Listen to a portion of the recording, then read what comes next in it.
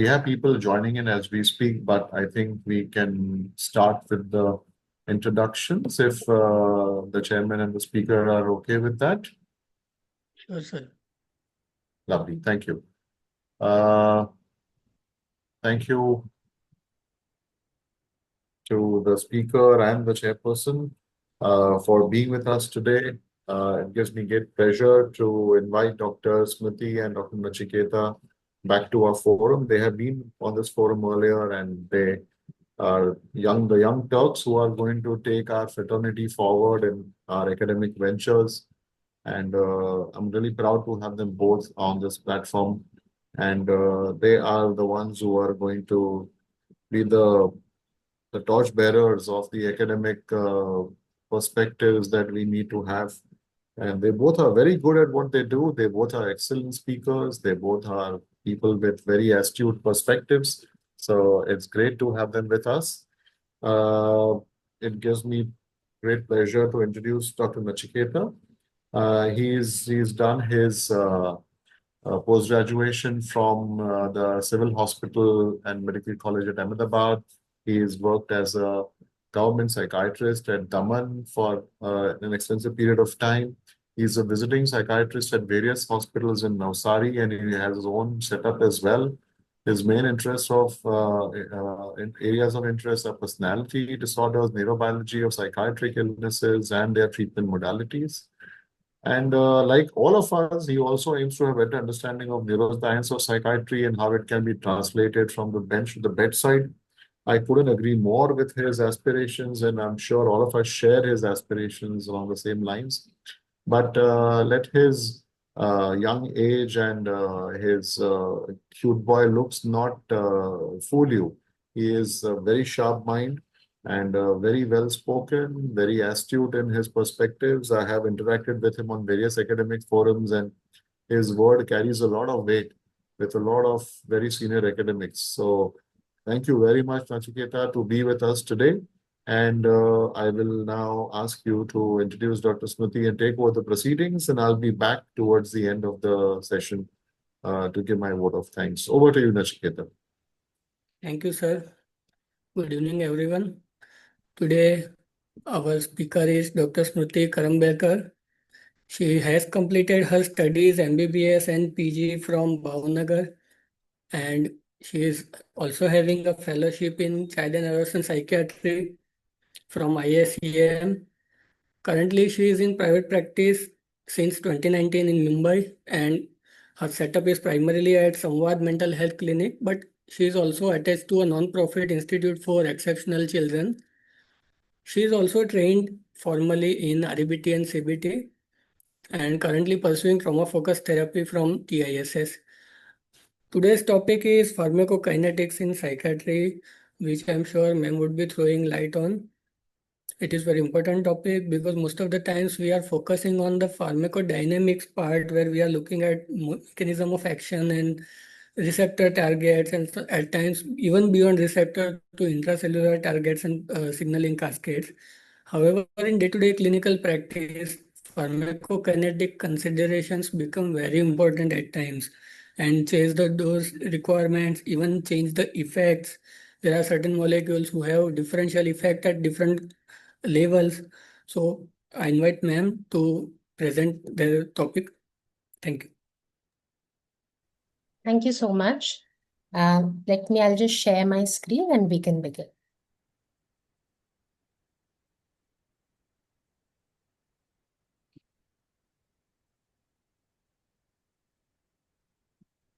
Can you see my screen? Yes, ma'am. Yeah. All right. Good evening, everybody. I am Dr. Smruti Karambekar. I thank this forum and Dr. Cholera sir for giving me this opportunity to present something here, and of course at the same time taking up this opportunity to sharpen my own knowledge, my own skills, and go back to learning.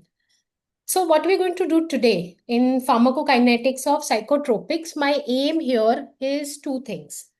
One is just a revision of our pharmacokinetics, because if you have been like me in studying your drugs, you generally skip over the pharmacokinetics because You just want to go over to the mechanism of action, side effects, all of it.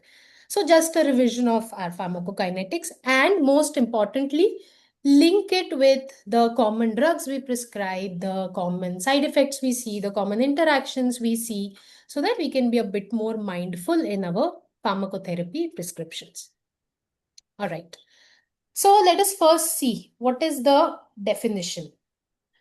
What is pharmacokinetics? Pharmacokinetics is the study of the course of absorption, distribution, metabolism, and excretion of a drug. That is what the body does to the drug, rather than pharmacodynamics, where what the drug does to the body.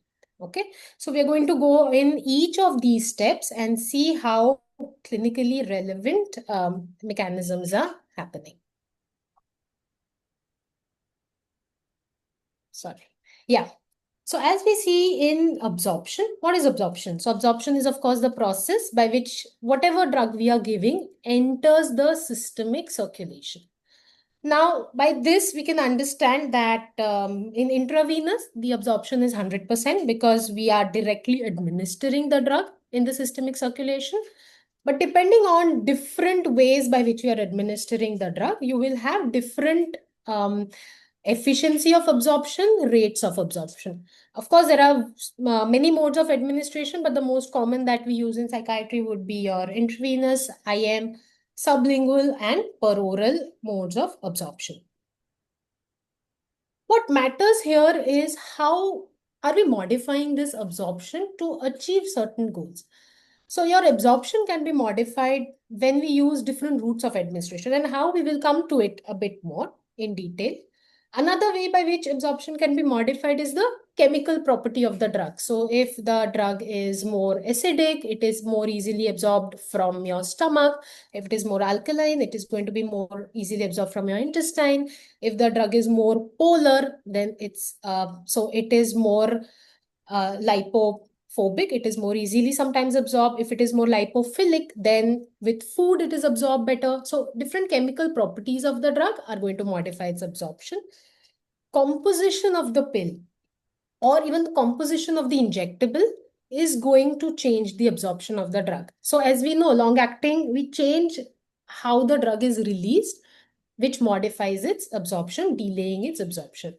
Composition of the pill. You may see a lot of times patient may say that with this pill, the same drug, but with this brand, I get more acidity, or with this, I get more headache. Some of the other side effects are there more. Perhaps there is a faster disintegration of the pill, and hence absorption is faster.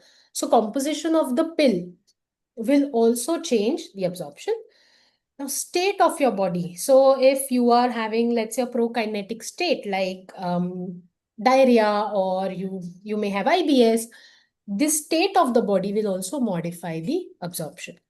Presence of food is a very strong factor that modifies absorption. Like we know, iron tablets may be given on a more acidic medium, that is on an empty stomach, which helps with the absorption. Food delays absorption for most drugs, which is something we can use like a delayed tablet. That food delays absorption of most drugs, doesn't give a peak in terms of the peak levels of the drugs. So we can use in a way food to delay absorption. And food improves absorption for certain drugs like ziprasidone, lurasidone, where almost 50% change in absorption efficiency may be seen with lurasidone. So we may want to tell the patient to take it just before food, so that with food, absorption is better. Sertraline also. Now, based on this, we have learned to give the drugs in different formulations depending on what we want. So we have found out some time release or controlled release formulations are designed and obtained to release the active drug with either a specific release rate or at specific sites in order to increase therapeutic effects and benefits. For example, if we want very quick and efficient absorption because we want to induce sleep, or we want that the patient gets immediate relief from anxiety, so used as an SOS medications. Control of agitation, you're giving an SOS pill to the relative at home, that if you see that they're getting agitated, they're not going to be able to give an injectable, can control agitation. Or for seizures, then you want a route where the absorption is fast. So sublingual routes, your orally dispersing tablets, intranasal route, all of these are bypassing your gastric route and are directly through the mucosa getting absorbed in the systemic circulation. So they are going to have a faster effect. Of course, quick and efficient absorption is, I mean, you want a drug to be made in that composition only when its mechanism of action due to its pharmacodynamics is fast. So when you're giving for induction of sleep, it is the quick occupation of the receptors which induces sleep. So fast absorption is going to just deliver it faster. But let's say if you are administering, if we at all made like a pill like lithium, let's say, for example, its effect, its mechanism of action is slow. It brings a slower effect. So no point in giving it in a quick and efficient absorptive manner. So we have to, of course, remember the pharmacodynamic action. You have modified release melatonin or zolpidem, in which you have an immediate release component and a delayed release component. So it can help you with both the maintenance as well as induction of sleep. And of course, your IM and IV routes are the quickest and most efficient ways. Again, now why else would we want to modify the absorption or the release of the drug? Would be to avoid local effects in the stomach. So as we all know that valproate is a highly gastric irritant substance. So an enteric coated form of it, or a divalproex, which is the valproic acid and sodium valproate, is combined such that it is a more stable component which does not dissolute in the stomach. Avoidance of local effects in the gastric tract. So a lot of medications or drugs itself are highly irritant to the gastric tract, which can cause your most common side effects, which is nausea. So if only a small amount of drug is released at different stages in the gastric tract, you would have lesser of these side effects, and especially if it is released very less in the stomach. With that reduced adverse effect associated with peak levels, here also you may want to give a more time release or a controlled release medication, where, as we all know, that the side effects of lithium on kidney are mainly because of the high peak levels that may reach in lithium. So if we are giving a sustained release tablet where only a little by little drug is released, the peak levels do not reach very fast, which actually helps us avoid certain side effects.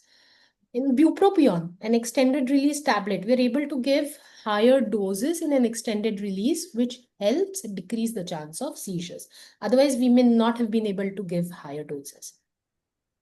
Another very important way to control release would be to artificially extend the half-life. And of course, because of that, there is convenience of dosing in shorter acting drugs like clozapine, QTPin, venlafaxine. Now, with something like QTPin, it's very interesting. If you want to induce sleep, you may not want to give something like an extended half-life version. So the ER version of it, because you're giving it for sleep. So you want an immediate release tablet. So we can, in that way, modify dosing depending on why we are giving that drug. Improved compliance in the long-acting injections and less fluctuation in blood levels across the course of the day, which is so important for methylphenidate. So there's a whole gamut of drugs that, gamut of pharmacological preparations that we have for methylphenidate, just so that we can have less fluctuations in blood levels across the course of day and have an optimum effect of the methylphenidate, and there is no multiple dosing. Now, well, based on what we can, what we saw right now, it may feel like, okay, let's give everything, in a time release formulation, but that's not so. Because if you have something which is less irritant and is a longer acting drug, you may not even want to give a time release formulation. Another disadvantage is that it may be incompletely absorbed because everybody's gastric transit time is different. So it may happen that in certain patients, the release is so slow that by the time it reaches the later part of the gut, towards the later part of small intestine, long intestine, the drug is not absorbed completely. And this can be a serious issue in patients with acute or chronic intestinal hurry disorders such as gastroenteritis and IBS. Again, when patient is having diarrhea for whatever reason, or it is still under research that people who naturally have a bowel entry of bowel exit of 2 to 3 times a day. How much are these time release formulations efficient in them? Also, your time release formulations may be more expensive as they require 25% more dosage in it. You know how paroxetine is 12.5 or 37.5. This is a little bit more than your paroxetine immediate release tablets, which may be 10 and 20. Again, it may increase the size of the pill because if we are giving an extended version, we are giving the whole day's dose in it. So 1000 milligram valproate may sometimes be a very big pill to swallow. All right. Let us go to the next topic. Now that absorption of the drug has happened, it has gone. Let's talk more in terms of the per oral, when we are consuming the pill. It has gone through your stomach, and your intestine, it's been absorbed, and it is now being distributed. So there is another step here, which is it is going to go into your hepatic circulation, after which it is going to get distributed to your systemic circulation. After a drug enters the systemic circulation, it is distributed to the body tissues. Now, this distribution can be uneven because of differences in body perfusion, tissue binding, because of lipid content. So, highly lipid soluble drugs will quickly go into the adipose tissue, and thus your level of drug drops immediately, which is very true for something like your short-acting anesthetics, like thiopentone. It is highly lipid soluble, because of which its action is terminated. And the dissolution from the lipid is so slow that you get subtherapeutic levels. Regional pH can influence, permeability of cell membranes can influence. For a drug that is highly tissue bound, very little drug remains in the circulation. Now, these are drugs that may have to be dosed higher. So, or in patients with a high body fat, you may find that they may require higher amount of dosage. Thus, plasma circulation is low and volume of distribution is high. Drugs that remain in the circulation, they are called to have low volume distribution. So plasma will have some free drug and some drug. So once it has distributed into the tissues, now you have some drug in the plasma. Here also, your plasma proteins are going to bind it. So mainly albumin and alpha-1 acid glycoprotein are the ones that bind your drugs. Here, what could be relevant is in malnutrition or liver disease where your albumin is less, you will have more free drug than otherwise. So we may have to, anyways, with liver disease, we dose less because of the metabolic difficulties, but also albumin could be one of the reasons. Then plasma levels may or may not correlate with its levels in CNS because of the distribution. Some drugs are taken up through the blood-brain barrier into the CNS much more faster. So your plasma levels may not necessarily correlate with their levels in CNS. And of course, the pharmacodynamics affects it too. Drugs in fat compartment of the body will keep coming to plasma and will have subtherapeutic levels. And this is very important when you have toxicity, where because the drug is distributed in all of these compartments, it will take a lot of time for it to be totally excreted. All right.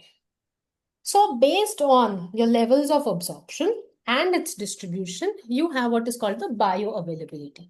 That is the fraction of the originally administered drug that arrives in your systemic circulation and is actually available for action where we desire it to work. So it depends on absorption, different routes of administration, chemical property of the drug formulation, first pass metabolism, and how it is distributed.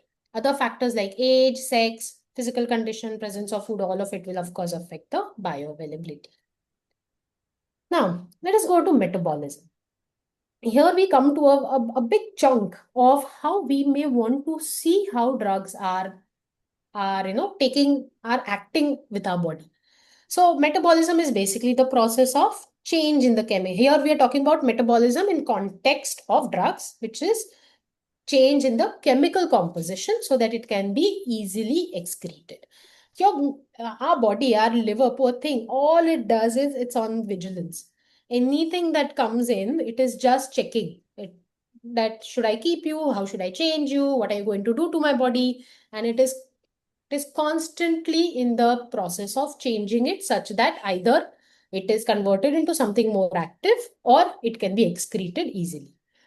So liver is your major site of metabolism, but your metabolism can also occur or does occur in tissues such as skin, kidney, lungs, brain, all of it. But all your metabolic enzymes are highly expressed in your hepatocytes.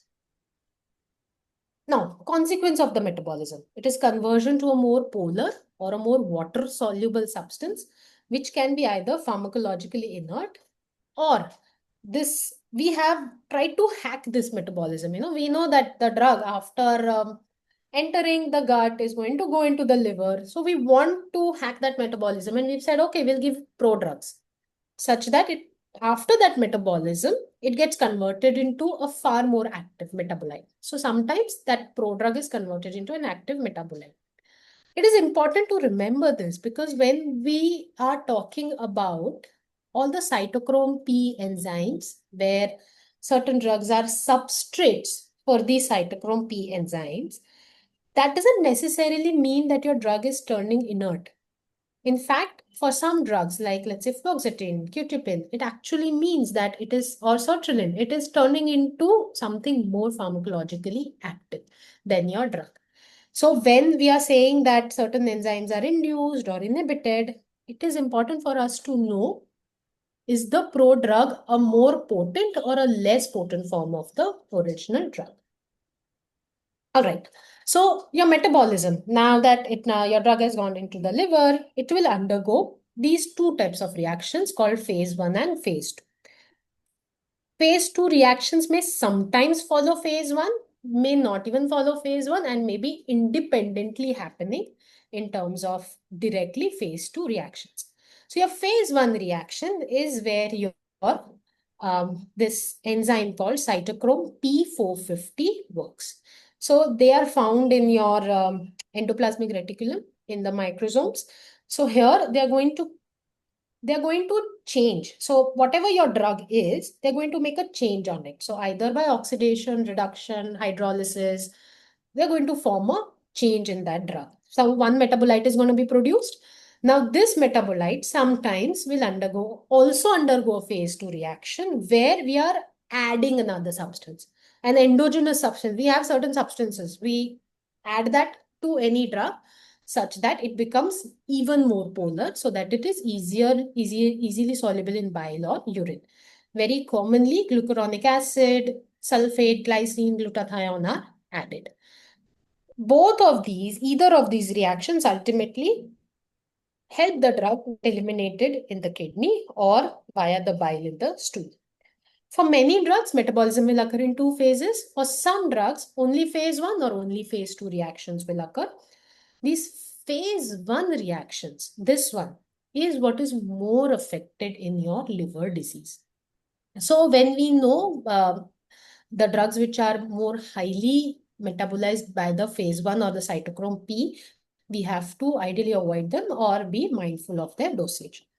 Lorazepam used, which we commonly may use for alcohol use disorders, it only undergoes phase 2 metabolism and hence is considered safer in liver disease. As opposed to chlorodaz epoxide, which will undergo phase 1 and phase 2 and also of course has a longer duration of action. So in any case, we would prefer lorazepam. Okay. So what affects your drug metabolism? Now, so many things are going to affect your drug metabolism. Of course, your pharmacokinetics of it, how it is absorbed, how fast it is absorbed, how it is distributed, what is the health of your liver, your kidney. And your health of your liver and kidney is again going to be affected by your cardiovascular functions, neuroendocrine responses. So certain physiological or pathological states may induce your cytochrome P enzymes. So let's say something like pregnancy may induce cytochrome P enzymes and of course also increase your volume of distribution. So again, as we say in pregnancy, although we start low, go slow, you may also require a higher dosage. Your body composition in elderly, the fat component is more, muscle component is less, so the drug is distributed more into the fat compartment and hence also you may have lower action. Your stress susceptibility, more and more studies are coming across that say that your stress is going to, your hypothalamo-pituitary axis, which is affected by stress, is going to cause your adrenaline to be secreted. There are adrenaline receptors on your hepatocytes, and your hepatocytes are in constant feedback. Is there more stress? More stress means there are possibly more toxins. More toxins means probably I need to increase the cytochrome P so that we can metabolize things faster. Or as we know, thyroid affects your metabolic rate. If your thyroid levels are low, your metabolism is low, and hence even your drug metabolism may be low. So, of course, drug-drug interactions, how these drugs are affecting your liver will affect your drug metabolism. Okay, so let us come to this monster, cytochrome P450. Every time I see that anywhere, my eyes just skip and I go ahead. So this time we're determined to actually go and dive into cytochrome P, and it's fascinatingly interesting. So cytochrome P450 are a group of enzymes which have heme proteins in them. So this CYP is a symbol for cytochrome. This P450 is 450 is the wavelength at which there is a sharp absorption. It absorbs light there, and we identify in the cytochromatography that this is cytochrome P. Okay, now it has 57 isoenzymes and different families based on the amino acid sequence. Different families are given. So you have cytochrome P1, 2, 3, 4, etc., etc. What is most important for us is to know these four. So cytochrome 1A2, in the cytochrome 2 family, 2C9, 2C18, 2C19, 2D6 and 3A4. So although there is a vast amount of it, if we just, every time we may read about a drug, we just want to pay attention here. And we may see that, with repeatedly paying attention, there is a pattern there, and most of your drugs, most of your psychotropics are metabolized by just these four categories: 1A2, 2C19 or 2C9, 2D6 and 3A4. Okay.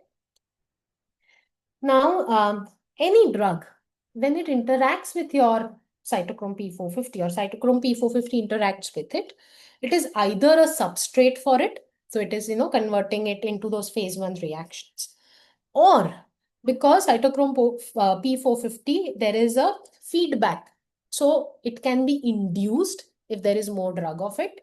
The hepatocytes will induce more of cytochrome P450, or certain drugs will inhibit its action. Okay. Now, a drug can interact in multiple ways also. It can be a substrate of it and itself can be an inducer, or it can be a substrate and can be an inhibitor, or it can be a substrate for one family, let's say cytochrome P3A4, it is a substrate, but that same drug will not inhibit the same family, may inhibit some other cytochrome P. So you can have various permutation combinations for it. What we have to remember is 3A4 is the most frequent enzyme in the liver, and it is also one of the most frequent enzymes for metabolism of your antipsychotics and antidepressants.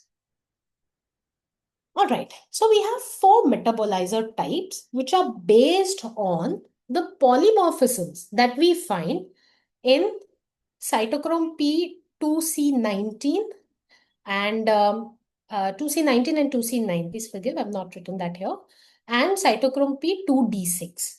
Okay, so the C family and the D family, whatever polymorphisms, especially the 2C19 and 2C9, polymorphisms in this. So what is polymorphism? So either you would have this, what is extensive or normal metabolizer, where we have 2 genes of it, one from father, one from mother. So one allele, both alleles here in an extensive or a normal metabolizer, both alleles are active alleles with which is the most commonly found in the population. Hence, all of our dosaging is based on extensive metabolizers. Okay, so they have what is the so-called normal rate of metabolism and has normal amount of medication at standard doses. Most of us, for most medicines, will be extensive metabolizers. It is dependent, so you have variations based on certain families or ethnicities. Different variations are observed. A poor metabolizer would be a slow metabolizer where either both alleles are absent or there is one allele present, the other is very less functional. So either your medication is broken down very slowly, or if it is a prodrug, then it is not even activated. Okay, so the drug itself will give you either side effects at the standard dosages, or you will not have any effect also. Okay, either can happen if you are a poor metabolizer. In an intermediate metabolizer is given so that you get confused. So slow rate of metabolism will happen. So you may not know why your patient is not responding, or whether there are side effects. So you may have, even on standard doses, there would be some side effects that may be seen because it is slightly lower than your extensive metabolizers. And your ultra rapid metabolizers, the medication is rapidly broken down and removed from your system too quickly to provide any symptom relief. All right. So there is in terms of, like I said, your 2D6 and your 2C19, it's different companies use different allele mapping, but there has been studies that your 2D6, these *3, *4, *5, *6 are different variants that have been given. Okay. So it is not that you just have two, you have many variants, more or less will give you either this, a combination of them will give you some intermediate metabolizers. So there is a proper listing of it. But if you have these variants, then reduced doses of antidepressants need to be given to avoid or reduce drug side effects, because these are poor metabolizers. In this scenario, metabolism of drugs is the major factor affecting drug response and safety. And these genetic variations are well established, and they seem to be the basis of your pharmacogenomics. As in, should we get it checked for a patient who is not responding to antidepressants? So if they are testing positive on these alleles, then, or if they're having a lot of drug side effects, drug side effects, then we need to be checking these variants. Of course, it is still in infancy, and it can sometimes guide us when there is lack of response or too many side effects. We can have personalized medicines to avoid these side effects. So tomorrow, if these genomics are affordable, we can do a quick test and know whether which alleles, how much is present. Probably we may have guidelines which tell us that if this permutation combination is present, these are the drugs safe to prescribe. Okay, so in terms of the clinical interpretation for how these cytochrome P actually affect us in our clinical practice, important to remember, in terms of substrate, just remember that most of your antidepressants will be substrates for either 3A4, or of the 2C19 or 2D6, most of them, more or less. So we have to remember now who inhibits these. Whatever is metabolizing your antidepressant, it should not be inhibited, right? Otherwise, you'll have more side effects. So escitalopram generally does not have significant inhibitory activity. Fluoxetine, paroxetine inhibit their own metabolism, especially at higher doses, and your half-life is prolonged. As it is, fluoxetine has a longer half-life. So here, this sometimes helps, sometimes does not help. Paroxetine has a shorter half-life. So prolonging its half-life may in a way be useful. Interesting here is to note that fluoxamine is an inhibitor at all of these enzymes. Okay, so when we are using fluoxamine along with other drugs, we have to be careful, because it will also increase the expression of the cytochrome P, and will on higher doses, this inhibition action itself will be strong. Okay, so especially when we are using it with other SSRIs, it is inhibiting these enzymes, so inhibiting the metabolism and increasing the drug levels of those antidepressants. So serotonin syndrome chances may be high. Clomipramine, also metabolized by, and it inhibits its own metabolism. Commonly, clomipramine and fluoxamine we may use together, and it can add up. We all know bupropion and dextromethorphan, how we have used the pharmacokinetic properties to our advantage. By bupropion, by inhibiting the 2D6 enzyme, the half-life of dextromethorphan increases from 4 hours to 22 hours. And bupropion can inhibit this and increase half-life of venlafaxine also threefold. Okay, so we have to be careful here. Now, clinical interactions for antipsychotics.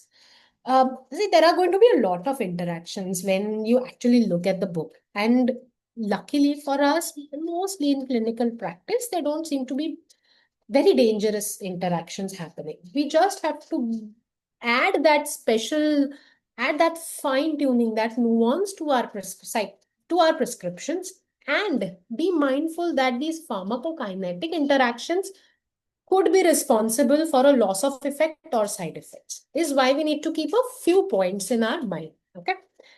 Now, important to remember here, your clozapine is metabolized by all of it. CYP, 1A2, 2D6, 3A4. Okay, it is involved in the metabolism of clozapine at all levels. First point. So, any enzyme inhibitor like fluoxamine, which as we remember here, it may sometimes be combined with, when we are treating schizoaffective, we can see common prescriptions where it is combined. Here we have to be careful that your fluoxamine, as it is inhibiting, it can cause clozapine side effects, especially the long-term side effects like myocarditis. Probably something I may read up is this combination causing more myocarditis perhaps. Grapefruit juice in large quantities, again an inhibitor of 1A2. Cigarette smoking. Now, when we are using clozapine, we're generally using it in treatment-resistant patients. And as we all know, cigarette smoking is high in patients with schizophrenia, especially the ones with more symptoms. So more than 10 cigarettes, you see that it induces the metabolism, which means that your clozapine levels are going to go down. Number one, so you may need higher levels. Even more important, let's say you tell the patient, quit smoking, and they actually quit smoking. Now this inducing effect has gone. So your cytochrome may have come down to a lower level, and you may see that initially there's more sedation for the patient. So you may keep it in mind that why is it happening? It could probably be happening because of this. Okay. Secondly, we can see here in terms of 3A4, when we're using in antipsychotics, you can see all your antibiotics except for azithromycin, your macrolides, your antifungals, and your protease inhibitors in HIV. They're inhibitors, so you may need slightly lower doses. Okay. All right. Carbamazepine, rifampin. So if you have a patient with TB, let's say, we have to remember this, especially that rifampin is an inducer. Fatafat, it will make the metabolism faster. So if you have a patient of depression and AKT gets started for them, or you have a patient of TB on AKT and you're giving fluoxetine 20 or escitalopram 10, 20, it's not showing much effect. It's probably because of rifampin. The cytochrome P system is different from an average population that you may be used to. So keeping this in mind. Other clinically significant reactions that we have used here, as you all know, lamotrigine and valproate. So when I was reading this article, when thinking of lamotrigine and valproic acid, think pharmacokinetically. It said that it took almost, I think, 3 to 4 years for people to realize how much valproate and lamotrigine were interacting to come up with solid guidelines. So that tells us that there could be so many interactions that are hiding in plain sight. And it is our awareness of it that can really help us detect it. So valproate inhibits lamotrigine metabolism by 50% on dosages above 250 milligram of valproate. So hence we say that with valproate, you use lamotrigine at half the recommended dose that you want. Okay. This can help in the sense that if you want to use both of them, you can decrease the side effects of valproate, which may not be seen because of its pharmacodynamic action like weight gain, hair fall. You can combine them. You can use lower dosages and have more action of lamotrigine, especially useful when you're using it for epilepsy. Now, this change is seen by day 1. So the day you make changes in valproate, you have to increase or decrease the dose of lamotrigine as needed, and vice versa. Bupropion and dextromethorphan, we've already discussed this. And cytochrome P3A4 inducer is carbamazepine, as we have seen here. Carbamazepine is an inducer. So your ocipils, which are metabolized by this, because of induction, the effect of ocipils may go down. More useful in your bipolar or seizure patients, where if you are on an anti-seizure, we have to take care of a planned pregnancy. We've already discussed that rifampicin is an inducer of, just remember it like a blanket inducer of all of your cytochrome enzymes. Antidepressant consideration, antipsychotic consideration need to be made. Another thing that we may need to remember is isoniazid, the cytochrome P interactions or metabolic interactions, although not so strong, but it itself inhibits MAO in plasma. Okay, so we have to be careful in terms of the SSRIs we are giving or TCAs that we may be. For HIV, remember, easier to remember that protease inhibitors, they are inhibitors at 3A4. So start low, go slow, as lower doses may be more effective. Okay, let us come to elimination part or elimination kinetics. Your drug has been absorbed, it has been metabolized, now it is in your bloodstream doing its pharmacodynamic actions and getting everything happening parallelly, of course. So elimination kinetics. What is your rate of elimination? Your rate of elimination is how much drug is eliminated at a unit time. You have different ways in which drug is eliminated, either through first order kinetics or zero order kinetics. So in your first order kinetics, the rate of elimination of the drug is not constant. The proportion of the eliminated drug is constant. So 50% is eliminated at that time. And that rate may increase or decrease with the drug concentration. So your drug half-life is a concept based on here. So if you have, let's say the half-life of a drug is 5 hours. In 5 hours, no matter what the concentration of the drug, whether it is 500 units or 250 units, only half of it is going to be eliminated. So this tells us one thing, that your body does not use extra work. It is saying that, okay, if there is low drug, I will only occupy a few enzymes so that only this much is eliminated. But as your concentration increases and more of the enzymes are occupied, now it has reached its capacity. So same amount of drug will be eliminated per unit time. Let's say 10 grams of drugs per an hour. Same amount of drug is going to be eliminated per unit time because all your receptors are occupied. It is not dependent on your drug concentration.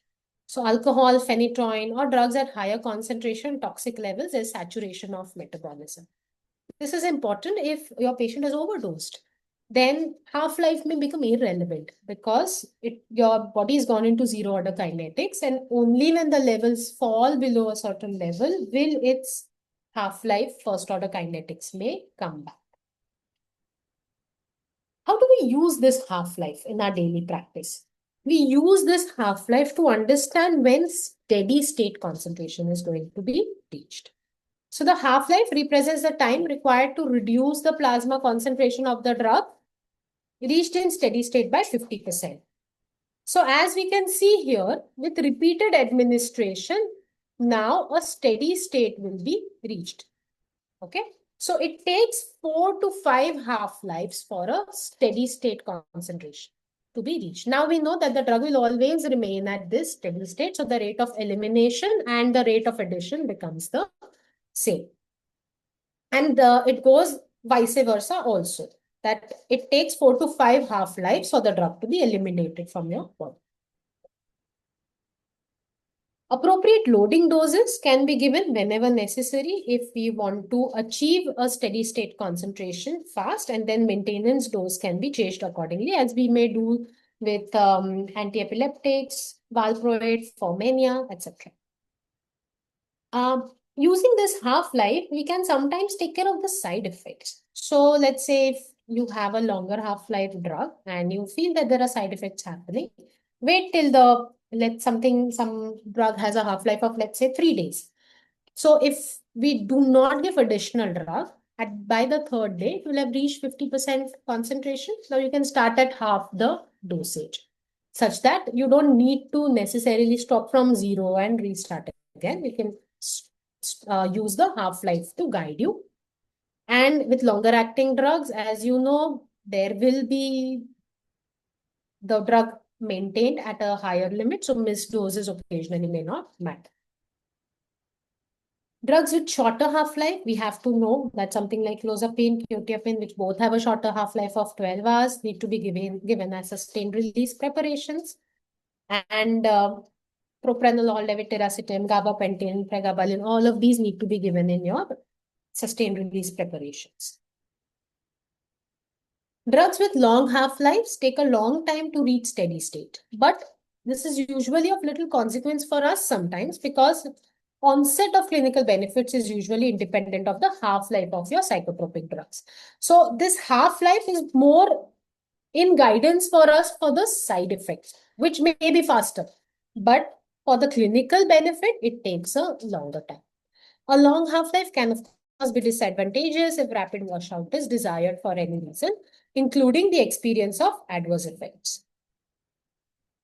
Drugs with a long half-life have a long duration of actions, but drugs with a long duration of action do not necessarily have a long half-life, because your actions are, of course, also pharmacodynamic. Thus, orally administered drugs in delayed release formulations only have a longer duration of action because of the rate of absorption that is delayed. And the half-life of the drug is no different from that in the immediate release formulations. Okay, so similarly, the prolonged action of your long-acting injection is only because of the slow release of the active drug into the blood. Also, your longer duration of action can be seen because of the hit and run kind of a mechanism of action, like we may see in clozapine, or MAO inhibition, or something like disulfiram, where there is irreversible occupation of your enzymes, or in lithium, where there are cascading effects which are actually causing, and the blood saturation of lithium, which actually causes the toxicity effects to go away slowly. In terms of elimination, of course, we all know this, just a revision, that in liver cirrhosis, use shorter duration of action drugs, lower dosages. In kidney illnesses, your GFR should be checked. If the GFR is still more than 50 ml, some reduction is needed, but drugs can still be given. So mostly around 25%, 30% reduction, and you can give the drugs. But if it is 30 to 50 ml, of course, use with caution. Most of your drugs are going to be metabolized by liver, but only few of them escape this or are minimally metabolized by liver. And we can remember those, that we have to be careful when you have kidney difficulties. So your pregabalin, lorazepam, antidepressants like, so desvenlafaxine is already an active metabolite of venlafaxine, so it has already undergone metabolism. Low doses of amisulpiride. So overall, amisulpiride, levosulpiride, paliperidone, anticonvulsants and mood stabilizers like gabapentin, levetiracetam, lithium, lamotrigine, also acamprosate and memantine. All of these are not going to be affected by your liver disease, may be in fact given when there is liver disease. With elderly, you have, so a lot of papers say that till the age of 70, you may not really see a change in the metabolizing capacity if the liver is totally healthy. What may actually be affecting, or more patients are more prone to side effects, may be because of other reasons that, as we know, affected the metabolism. So there could be drug-drug interactions, your anti-diabetic drug, anti-hypertensive drugs. So your propranolol and all are inhibitors of cytochrome P, and hence we may have to give a slightly lower dosage. Amiodarone is again an inhibitor of cytochrome enzymes, and we have to be very careful. Poor metabolism and excretion can occur, more fat than muscles and less plasma proteins. All of these can affect the metabolism, the pharmacokinetics. There are, of course, pharmacodynamic changes in terms of how the brain evolves with age, which will also show a change in the action. So based on everything that we have discussed so far, what is a pharmacokinetically clean drug? So something which has good absorption, is not affected by food, has linear pharmacokinetics, has less protein binding. So, more free drug, we can give less drug, is not an enzyme inducer or inhibitor, can be administered as per convenience. So it should be easy to formulate, whether immediate release, extended release, long acting, etc. And is easier to eliminate. Here, pharmacogenetics that may come in play at various levels. So when we have pharmacokinetic variability, when there is mutation in genes encoding metabolic enzymes and transporters. So your transporters at all levels, at your gut level, at your hepatocyte level, in terms of the distribution in different tissues, your transporters there and the enzymes, all of these will affect how your body responds to the drug. So a pharmacokinetic variability that will depend how much biological fluid concentration or bioavailability is there, and your pharmacodynamic variability. So wherever we want the concentration of the drug, how is the pharmacodynamic variability there? So mutations in genes encoding receptor here, ion channels and others will affect how the drug is active. And these are all sites for pharmacogenomics or pharmacogenetics in future. I think that's it. We come to the end of it. Thank you all. Have a great Dashera and Gandhi Jayanti. Thank you, ma'am, for this very lucid presentation. It has covered almost all the bases in bird's eye view manner. To quickly summarize, ma'am has talked about absorption, distribution, metabolism, and elimination as a general concept and the relevant points affecting to various psychotropics. For example, how different formulations can affect absorption, how sometimes delayed or time release are used for preventing side effects like gastritis or extending half-life of molecules like venlafaxine, paroxetine, how different lipophilic and lipophobicity can affect the tissue distribution of the medicines and thereby affect elimination.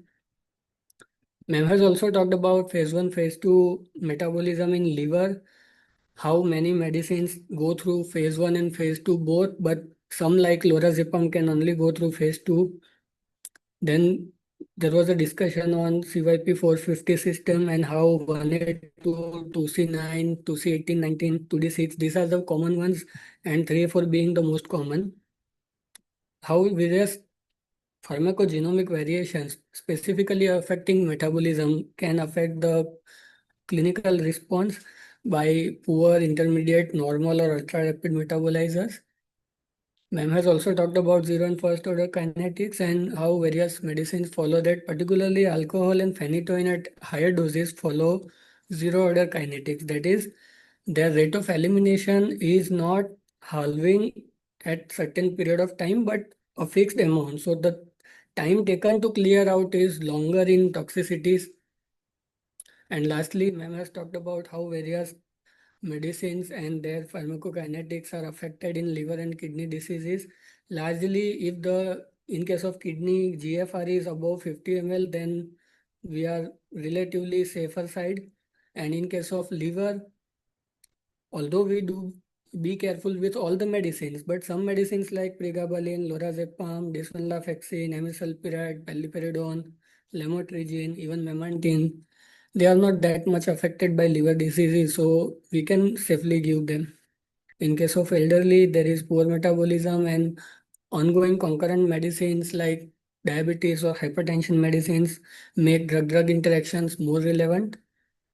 And we are still in the search for the molecules that are best fit, or what we can say pharmacokinetically clean drugs that have simpler, clear cut, predictable absorption, predictable kinetics, preferably first order or linear kinetics, less protein binding, and easy to eliminate. That way we have less of the variations across different people and different health or illness states. Now the floor is open to questions. Please put your questions in chat box or you can raise the hand.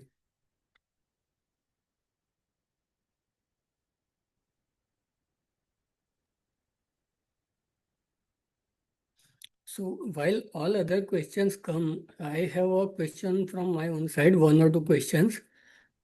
Uh, uh, we also have a special population, pregnancy. Hmm.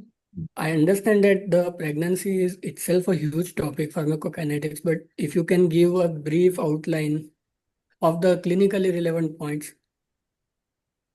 I think what we need to remember in pregnancy, if one is, of course, the first thing is checking the category of the drug, whether it is for safe to use or not. Once that we know it is safe to use, we can see that because of the what, if we are just discussing in terms of the pharmacokinetics, because of the increased volume of distribution and the upping of all enzymes, the metabolic rate in pregnancy is very fast.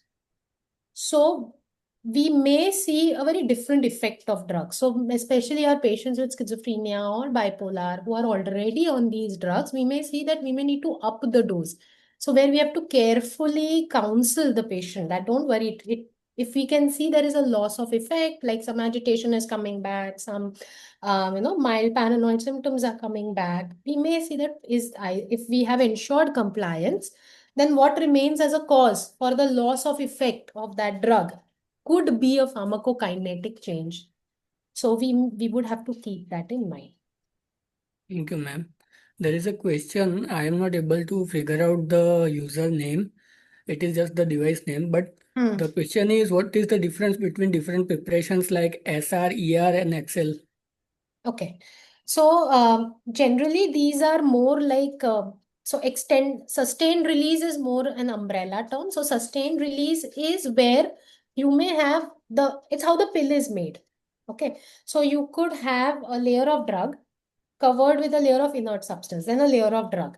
Now, this layering is done such that in most population, there will be a timely release of the drug. So if we know that the gastric emptying time in most people with food is 2 hours, so it will be covered in such a way that the first layer is not released till 2 hours, so that it is released in the jejunum for better or duodenum for better absorption. Okay. Extended release is if for sustained release can be like an umbrella term that is going to release at a specific time. Extended release just means that it's going to be 12 hours or more. It's going to extend the release. So you can have different terms like XL or ER for either of them. Thank you, ma'am. Remember, when we were discussing this, I just had another thought. How do the substances of misuse affect our medicines? So I think I if know the it's again substances a of broad topic, but yeah, I think your substances of misuse. I think I lost you, Dr. Nachiket. Yeah, you're back. If your substances of misuse have a similar pharmacokinetic profile, so something like benzodiazepines or alcohol, which up your cytochrome P450, which is one of the causes for tolerance, along with the pharmacodynamic change, which is upping in the GABA receptors and your dopamine receptors. If they're upping it, you also have very fast metabolism. We all know that alcohol metabolism becomes very fast. Benzodiazepine metabolism becomes very fast. So whatever drugs that we are giving may also be metabolized very faster. I'm not very sure alcohol is metabolized by which, but something to be checked. But by common sense, I think I can say the metabolism is likely to grow fast. thank you, ma'am. I think disulfiram itself is an example of a pharmacokinetic property being leveraged for clinical use, where it is not the disulfiram's receptor action that is helpful, but more of its enzyme inhibition that is changing the metabolism of alcohol itself and accumulation of aldehyde. So pharmacokinetics can even in fact have just indication or primary clinical effect, not just the changing course of the other indications and effects. Any more questions?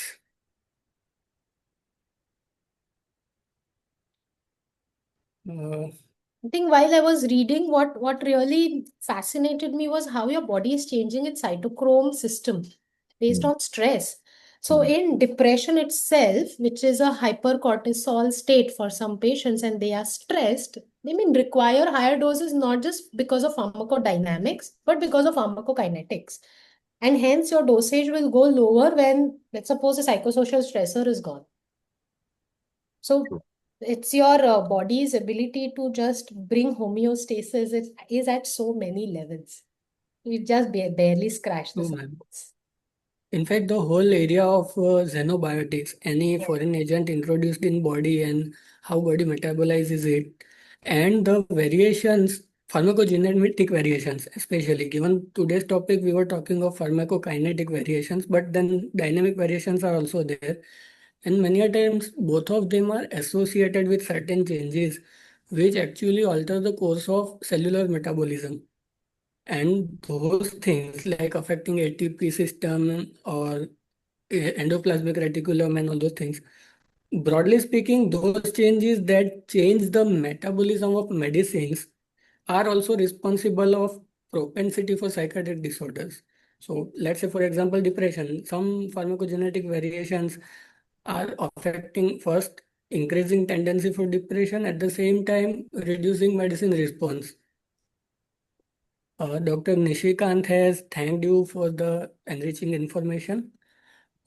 If there are no more questions, I think we can wind up the session. Right. If I may be permitted to post a Yes, question sir, surely. slash comment. What do you have to say about the new option of genetic testing for medications? You have the genome scans and gene scans and all those stuff. So, any comments on that? I think it is still very much in infancy. We still don't have so many guidelines even on our therapeutic drug monitoring. We're still figuring out which doing therapeutic drug monitoring where may be cost effective. So even in pharmacogenomics, we are still, I think, figuring out where in the clinical line it may be put in. So I think we can very much explore that when we're not having any effect of the drug and we've given it at higher doses and we're not even seeing side effects. It's an indirect indicator that probably this is a ultra fast, ultra rapid metabolizer. Once we have established compliance and stuff, we can then go here. And it can be definitely used for personalized psychiatry. But I think we need a lot more research because it's quite costly, and as we may have seen, the reports are also pretty confusing for us to really. It's not a very simple interpretation. I think we need guidelines for its interpretations. You have any comments, Nachiketan? So yes, so first of all, we need to consider that, let's say we are reading a report for malaria, typhoid. It is very pretty clear cut that this is abnormal, this is normal. It is not so when it comes to psychiatry in general. First of all, if at all we are doing genetic testing, then it would give certain reports or finding of mutations, SNP or anything else. Then we need to interpret that, how it applies clinically. So one, let's say diagnostically, we say genotype, phenotype matching.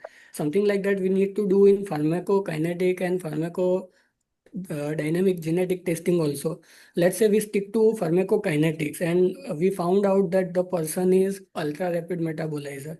Then the first clinically relevant question is the molecule we are giving, whether the effect will increase or decrease. Let's say if it's a prodrug and there is rapid metabolizer, then the effect will actually increase. But if a variation is such that elimination is reduced, then also effect will increase. And if the rapid metabolism is such that the active molecule is cleared out faster, then the effect will decrease. So all this combination and permutation becomes relevant clinically, and at the end of the day, it becomes a single one-to-one job of the molecule you gave, the enzymes that metabolizes that molecule, and how that report reads in context of that particular medicine. Because same report can read differently for different medicines. Right. So I think what is important, and as Nachiketa rightly put, is how we interpret it correctly. This is not like a drug sensitivity test that you do for antibiotics, where you know which drug is going to Yes. work, which is not going to work. Here is the other way around. It essentially tries to identify which are the enzyme pathways which are genetically maladaptive or non-functional, as a result of which, if it's not a pro-drug, if it's a metabolite which is going to be pharmacologically active, and if you have that gene uh, transcription deficiency where the enzyme system is not working well, then the drug is simply not going to work. It's going to get eliminated from your body without any activity whatsoever, right? So that is primarily the stage at which the current gene scan reports or whatever other reports that we have. So they are extremely limited in their potential of application. Probably the only way we can use them well is if the patient is not responding to any particular set of drugs. And if that or any abnormal side effects. or any abnormal side effects, then maybe we know that if that enzyme pathway is malfunctioning or non-functional at all, then it's useless giving the drug, and you may want to shift into another set of drugs which are, at least as per the gene scan report, pharmacologically more likely to be active. It's not efficacious, it's not acting, it's active, right? That means the metabolic pathway will allow the drug to be broken down to its active metabolites and to be able to cross the blood-brain barrier and work. Will it work or not is a separate thing. So that's a pharmacodynamic perspective. These are going to only give us a pharmacokinetic perspective, right? So, like you rightly said, it is a little complex and we need to interpret it correctly. We are still learning as we go. You guys are young and you've read a lot more than me, so you probably have a better idea. But to my uninformed mind, this is the way it seems to be. So probably we need to have a discourse on that separately one of these days. But excellent, Smruti, and I mean, it's unfortunate that today is a public holiday, so we have had a lesser audience, but don't you worry, because we have a lot of people who visit the website and see these lectures. So that counter is very high for people who may miss the live lecture on a public holiday such as today. But at the same time, it's also fortunate for us to have you both on our platform on this auspicious day, and a fantastic topic and an even better presentation, very lucid. Like Nachiketa rightly said, you managed to put it across in a very lucid, in a very easy to understand manner. And Nachiketa gave us a brilliant summary of the entire talk in a 5-minute capsule. So that also is going to be very valuable. And I thank you both for making the time today and being with us. And we hope that we shall see you again on this platform in different capacities, right? And of course, thank you to all the audience, some of whom have left, but the few who are there, we thank you for being with us. And the ones who were with us, we thank you in absentia. And of course, thank you once again to Sun Pharma for your continued support. We are grateful for that. And we'll bring you a whole series of other lectures. The schedule is already chock-a-block until the February of next year. So you have a lot to look forward to. And we'll continue to bring you interesting chats and interesting talks and interesting young dynamic speakers such as the ones today. So thank you all for being with us and have a pleasant evening ahead. Thank you.